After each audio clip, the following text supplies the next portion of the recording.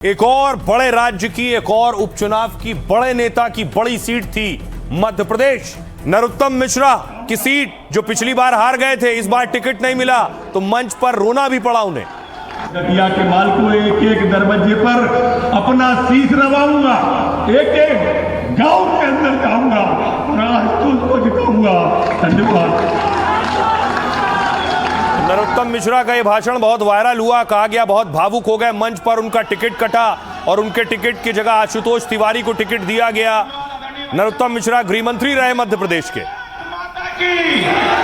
भारत माता की। दतिया के माल को एक एक दरवाजे पर अपना शीश रवाऊंगा, एक एक गांव के अंदर जाऊंगा और आज तुझको जिताऊंगा। धन्यवाद। ये सीट दतिया ये बीजेपी हार गई और उसके बाद कांग्रेस खेमे में जश्न का माहौल है। कांग्रेस ने ये सीट जीती।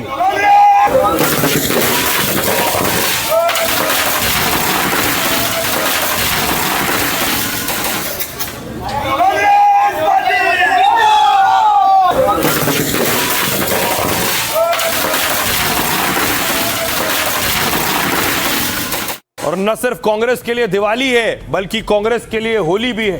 कांग्रेस के कार्यकर्ता नाच रहे हैं, गा रहे हैं, ढोल नगाड़े बजा रहे हैं, मिठाइयां बांट रहे हैं।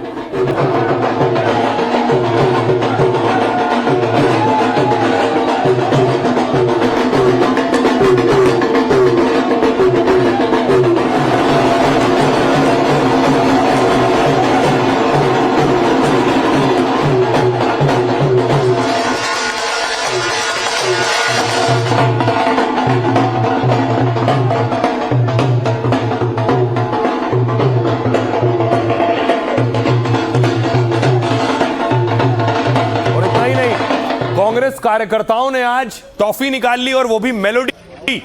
कांग्रेस कार्यकर्ता मेलोडी टॉफी बांट रहे थे। मेलोडी पर बहुत बवाल हुआ, आपको याद होगा। मेलोडी खा लो भाई साहब, ये लो मेलोडी मेलोडी खाओ, मेलोडी खाओ।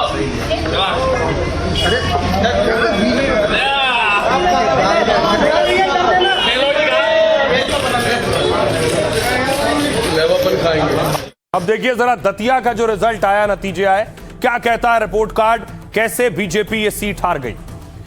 ये है दतिया के नतीजे आपके सामने। दतिया से कांग्रेस ने उतारा था घनश्याम सिंह को, जिन्हें 66,757 वोट मिले, 42% से ज्यादा वोट, 6,016 वोटों से जीते। दूसरी तरफ उतारा था बीजेपी ने आशुतोष तिवारी को, उन्हें 60,000 मिले। देखिए कांग्रेस के कैंडिडेट को 66,757, बीजेपी के कैंडिडेट को 60,741, 38.57% वोट मिले। हार हुई है सिर्फ 6,000 वोटों से कांग्रेस कैंडिडेट जीता है, 6,000 वोटों से बीजेपी कैंडिडेट हारा है। लेकिन जानते हैं आप, नरोत्तम मिश्रा सिर्फ 7,000 वोटों से हारे थे, यानी बीजेपी का कैंडिडेट इस बार 1,000 कम वोट से हारा है।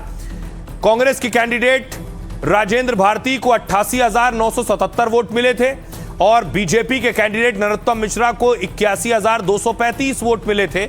50% से ज्यादा वोट कांग्रेस को मिले थे। बीजेपी को 45.96% वोट, 7,742 वोटों से उस वक्त नरोत्तम मिश्रा ये सीट हार गए थे। इस बार वो उम्मीद कर रहे थे उन्हें टिकट मिलेगा, उन्हें टिकट नहीं मिला। टिकट आशुतोष तिवारी को दिया गया, वो भी 6,000 वोट से हार गए। सुनिए जरा क्या कह रहे हैं सियासतदान। मैं तैयार हूँ, आप आइए, खिलाएंगे। जीतू पटवारी जी भी परसों आ रहे हैं। किस तरह की खुशी और जश्न मनाएंगे आप आज?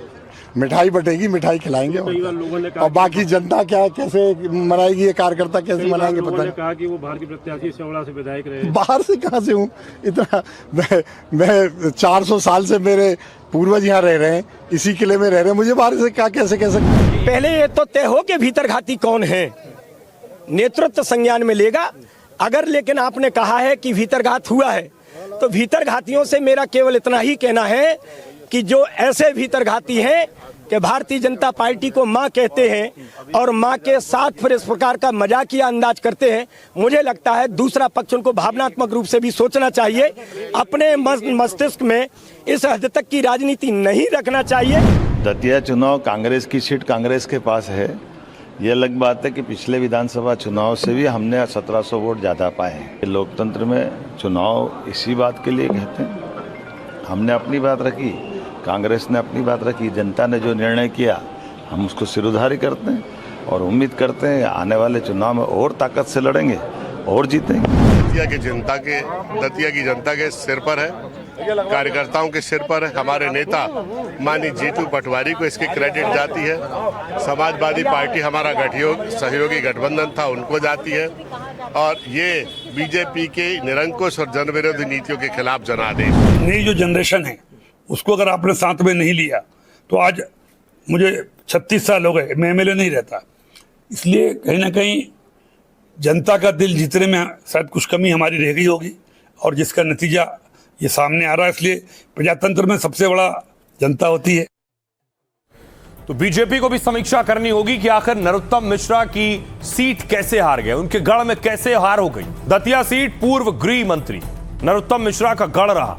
नरोत्तम मिश्रा 3 बार लगातार यहां से विधायक चुने गए थे। 2023 चुनाव में नरोत्तम मिश्रा राजेंद्र सिंह से चुनाव हार गए और इस सीट पर नरोत्तम मिश्रा की प्रतिष्ठा दांव पर लगी हुई थी। पूर्व गृह मंत्री नरोत्तम मिश्रा का बीजेपी ने टिकट काटा। इसके बाद से ही इस सीट पर सबकी नजर लगी थी। बीजेपी ने आशुतोष तिवारी को मैदान में उतारा, लेकिन कांग्रेस ने एक बार फिर यह सीट जीत ली।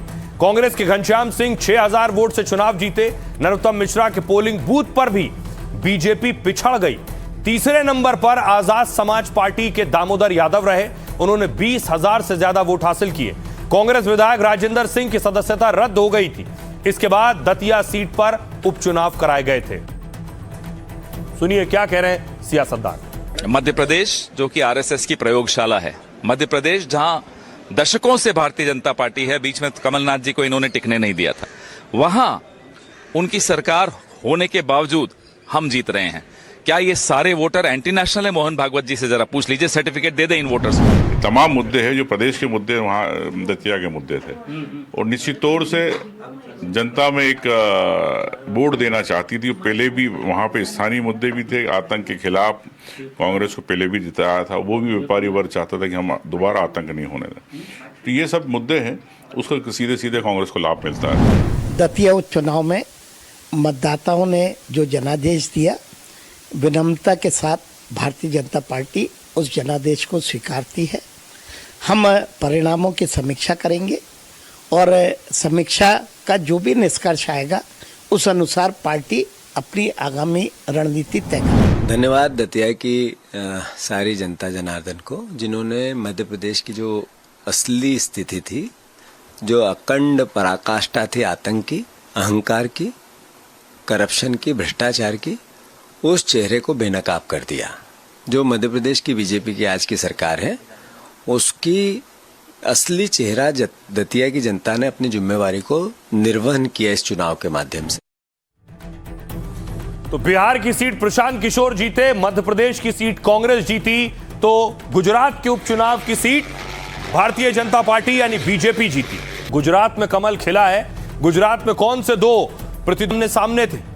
गुजरात में सत्येंद्र भाई पटेल, जो ये आप देख रहे हैं बीजेपी के कैंडिडेट थे, और उधर कांग्रेस के कैंडिडेट थे भीखा भाई रबारी। बीजेपी के कैंडिडेट को 55,481 वोट मिले हैं और कांग्रेस के कैंडिडेट को 24,851 वोट मिले हैं। 30,000 से ज्यादा वोटों से बीजेपी के कैंडिडेट की जीत हुई। वडोदरा की मांजलपुर सीट पर बीजेपी की बड़ी जीत है। सत्येंद्र भाई पटेल 30,630 वोट से जीते हैं। बीजेपी विधायक योगेश पटेल के निधन के चलते उपचुनाव हुए। मांजलपुर बीजेपी का गढ़ है, पिछले लगातार 3 चुनाव जीते हैं और इस सीट से सिर्फ 2 उम्मीदवार ही मैदान में थे। सुनिए गुजरात में बीजेपी को राहत मिली है, क्या कुछ कह रहे हैं सियासतदान। पार्टी को प्रजाजनों ने बहुत प्रेम भाव दिया है। स्वर्गीय योगेश भाई पटेल पिछले 25 साल से विस्तार में काम करते थे, उनको जितना प्रेम दिया उतना आज हमको भी दिया। हमें खुशी है, सभी प्रजाजनों का, मतदार भाइयों का मैं खूब खूब आभारी, हमारे कार्यकर्ताओं का भी खूब खूब आभारी हूँ। नहीं कर पाए ऐसा नहीं है, लेकिन मुझे जब से टिकट दी गई तब से मैं मेरी फेरनी के अंदर के जा रहा था, लोगों के बीच में जा रहा था। जो प्रतिशत मुझे मिलता था, मुझे पूरी उम्मीद थी कि मैं जीतूंगा, लेकिन जो शासन है ये पूरी मशीनरी मेरे पीछे लगा दी।